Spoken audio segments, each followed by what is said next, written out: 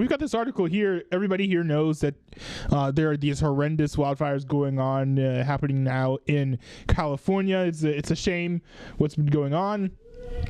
The Associated Press put out this article here called "What Ignited the Deadly California Wildfires? Investigators Consider an Array of Possibilities." People are pretty upset about the wildfires, understandably so, and looking for answers. I don't think that there's been an official cause released yet, but this article kind of goes over what we know so far. I know this article's a few days old, but it doesn't look like there's new information as of yet, at least at the time of me recording this video. Investigators are considering an array of possible ignition sources for the huge fires that have killed at least 24 people and destroyed thousands of homes and businesses in the Los Angeles area. In hilly upscale Pacific Palisades, home to Hollywood stars like Jamie Lee Curtis and Billy Crystal, who lost houses in the fire, which is awful, officials have placed the origin of the wind-whipped blaze behind a home on Piedra Morada Drive, which sits above a densely wooded arroyo. Oh, that's interesting. So they know exactly where it started. I actually didn't know that. While lightning is the most common source of fires in the U.S., according to the National Fire Protection Association, investigators were able to rule that out quickly. There were no sources of lightning in the Palisades area or the terrain around the Eaton fire, which started in East Los Angeles County and has also destroyed hundreds of homes. The two most common causes: fires intentionally set and those sparked by utility lines. This is the next two most common causes: fires intentionally set and those sparked by utility lines.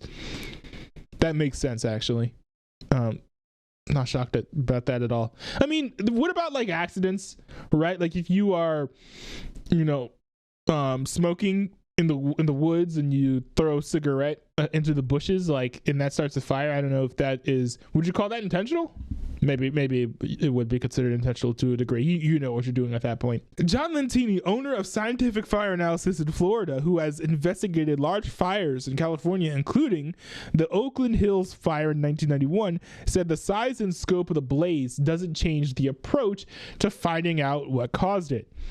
This was once a small fire, Lentini said. People will focus on where the fire started, determine the origin, and look around the origin and determine the cause. So far, there has been no official indication of arson in either blaze, and utility lines have not yet been identified as a cause either. Utilities are required to report to the California Public Utilities Commission when they know of electric incidents potentially associated with a wildfire. Terry Prosper, the commission's communications director, said via email. CPUC staff then investigate to see if there were violations of state law. The 2017 Thomas Fire, one of the largest fires in state history, was sparked by Southern California Edison power lines.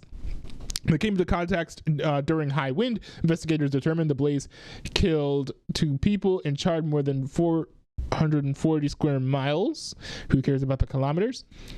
On Friday, Southern California Edison filed a report with the CPUC related to the Eaton fire in the hills near Pasadena, an area the utility serves. Edison said it has not received any suggestions that its equipment was involved in the ignition of that fire, but that it filed the report with state utilities regulators out of an abundance of caution after receiving evidence preservation notices from insurance company lawyers.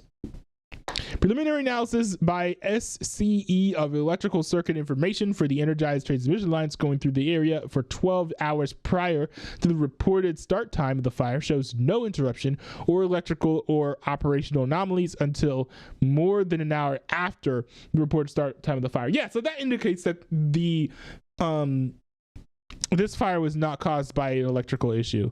I think it's probably on purpose or accident, but it was probably human caused, and not in the whole global warming thing sense of the word. It's just, I think someone just caused the fire. But yeah, I think one thing to consider is that California is actually ridiculously dry. Of course, in that region, it's naturally going to be hot in certain times of the year, but it's ridiculously dry over there. There are various policies that have led to this. They don't do controlled burns like they should in certain areas. They don't get rid of, dead and dying trees that are all dried out and stuff. They don't allow in extra water in places that are super dry that could help keep areas like this from getting burnt to a crisp. There are lots of things that California should have done that they didn't do here, that I think in due time people are going to call out the local government for.